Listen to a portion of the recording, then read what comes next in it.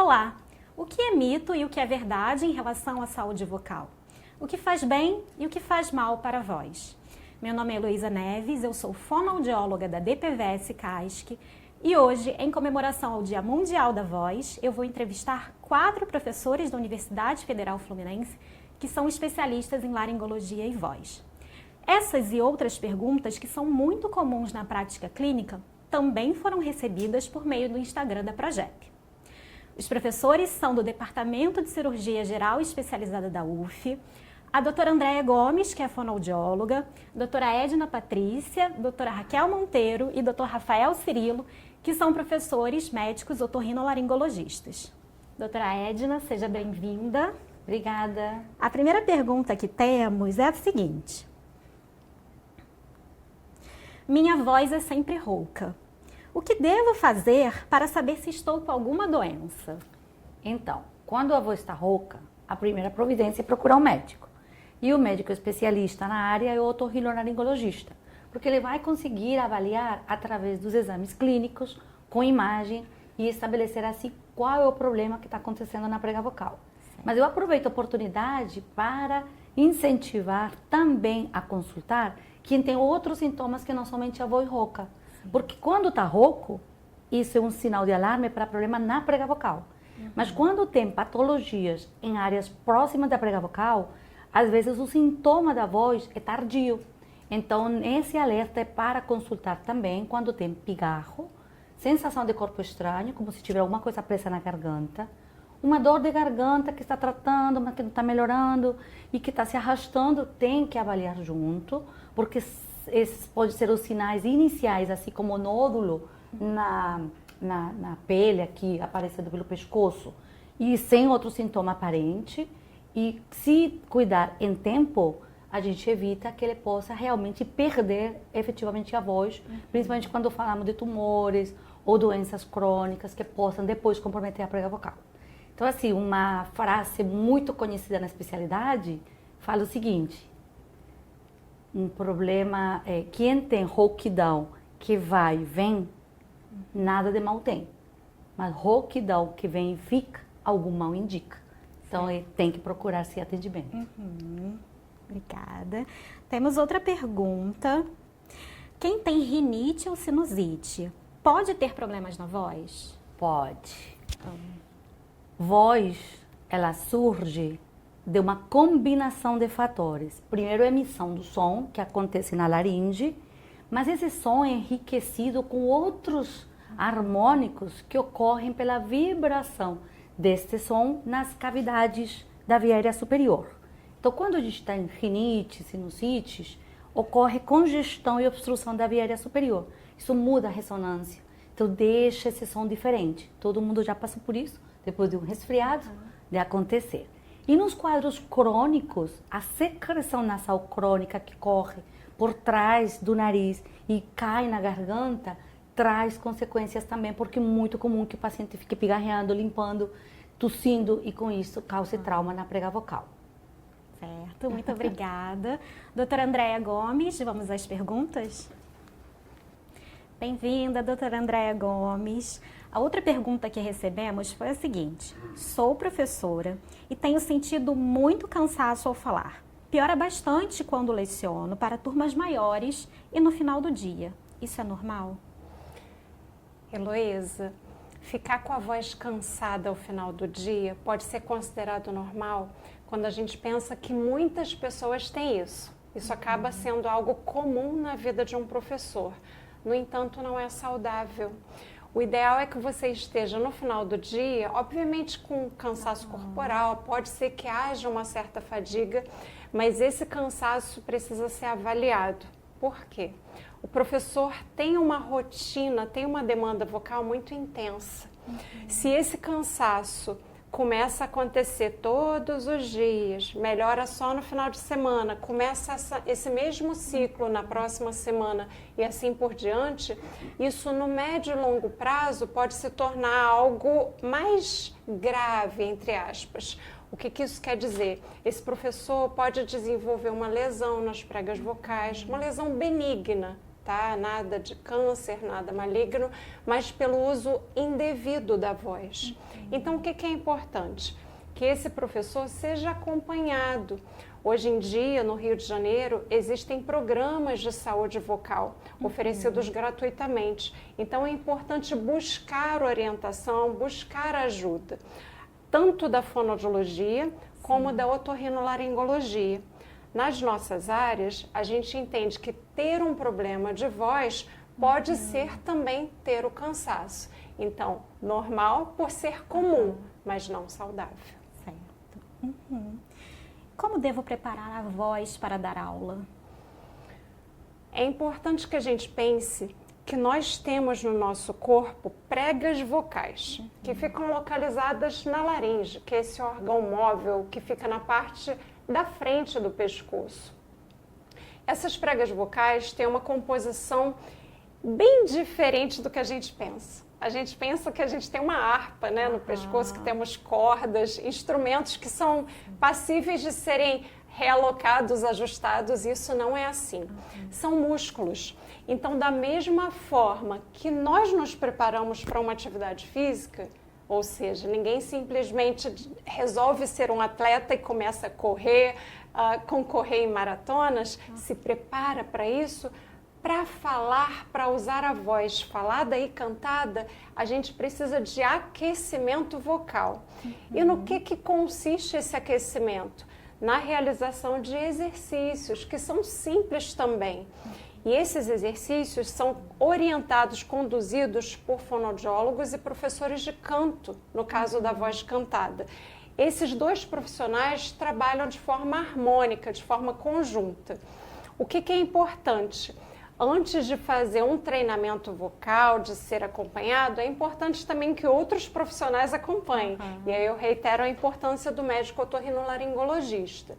E uma coisa que é importante, às vezes as pessoas pensam que o treinamento vocal é algo de longo prazo, que é preciso ficar 1 ano, 2 anos acompanhado por um profissional, gastar muito dinheiro para poder ter esse preparo.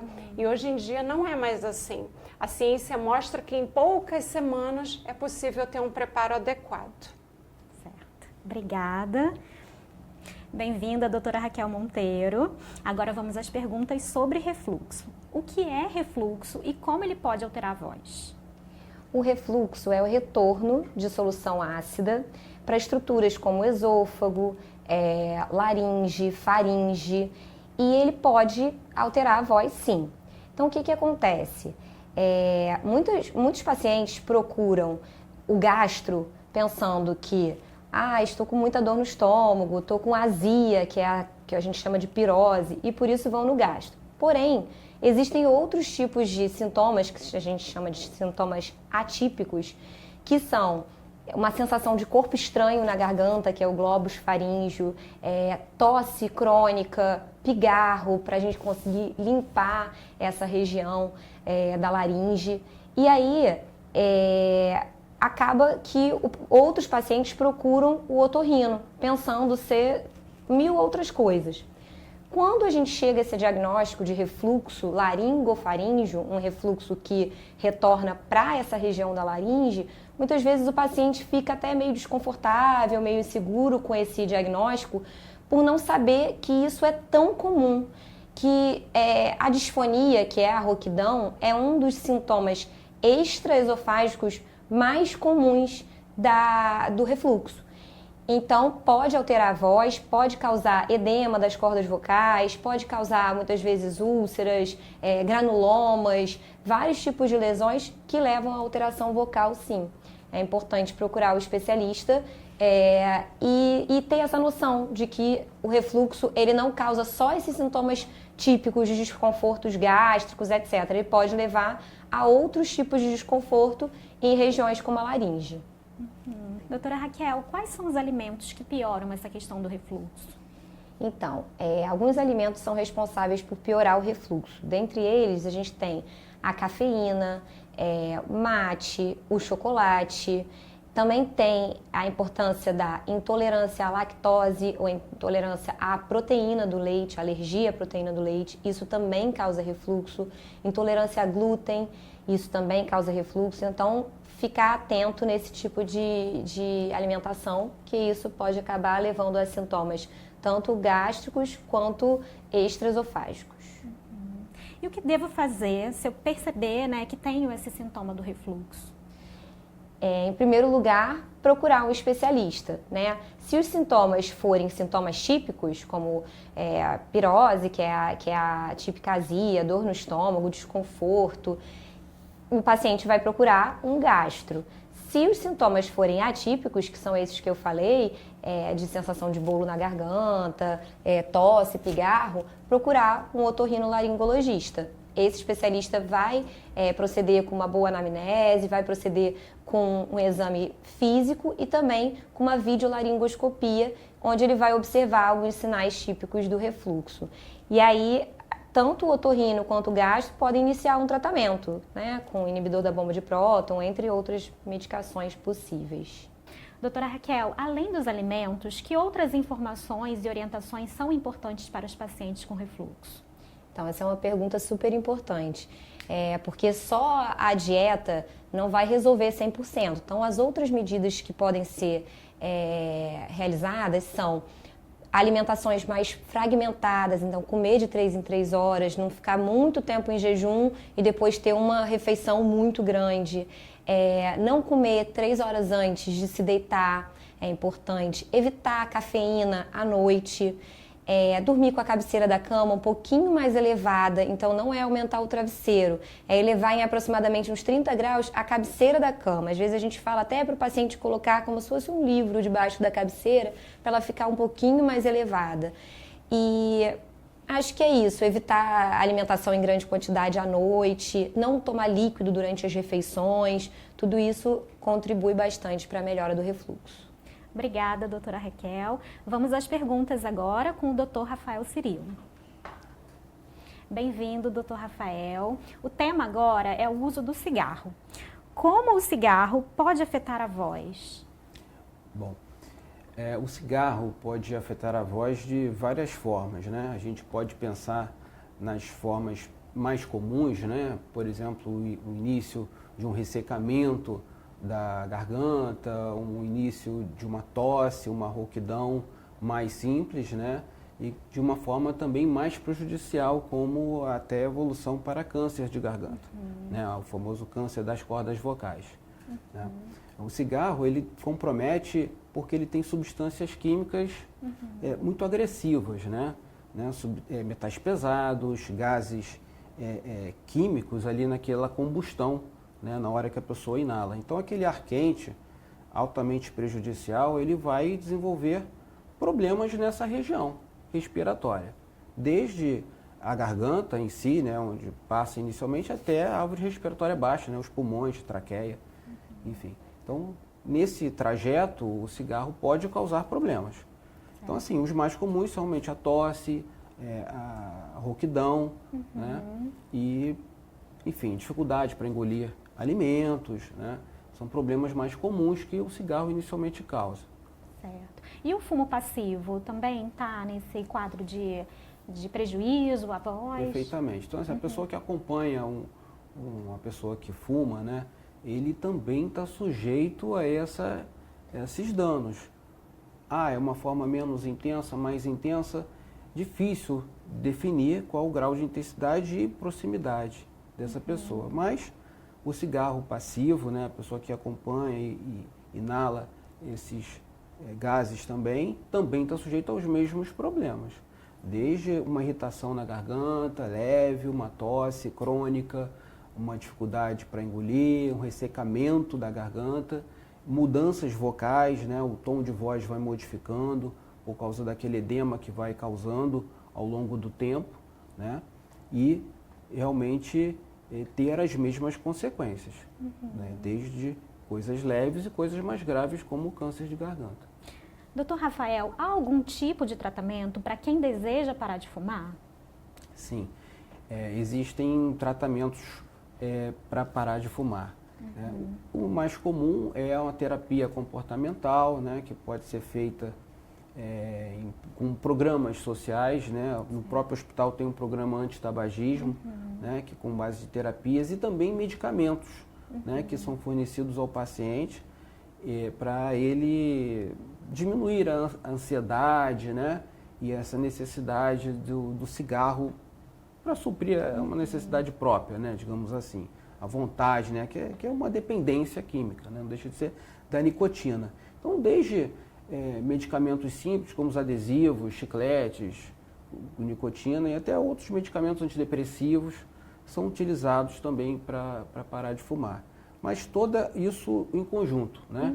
Uma coisa isolada pode dar um resultado, mas vários tratamentos em conjunto sim dão um resultado mais favorável. Queria até aproveitar para comentar que é importante, né, o desejo, né?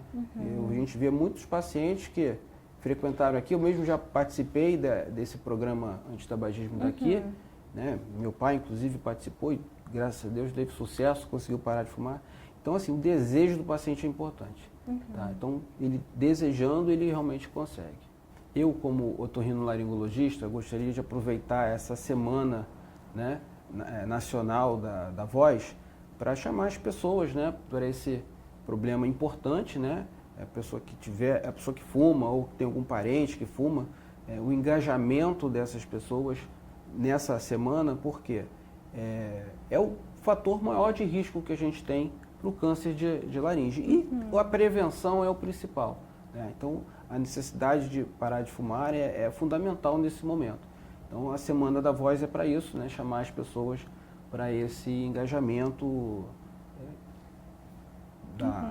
desse programa, né, que é o importante. Certo. Tá bom?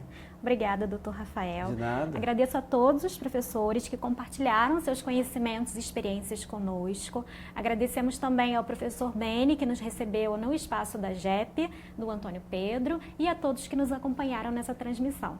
Obrigada e até a próxima. Tchau.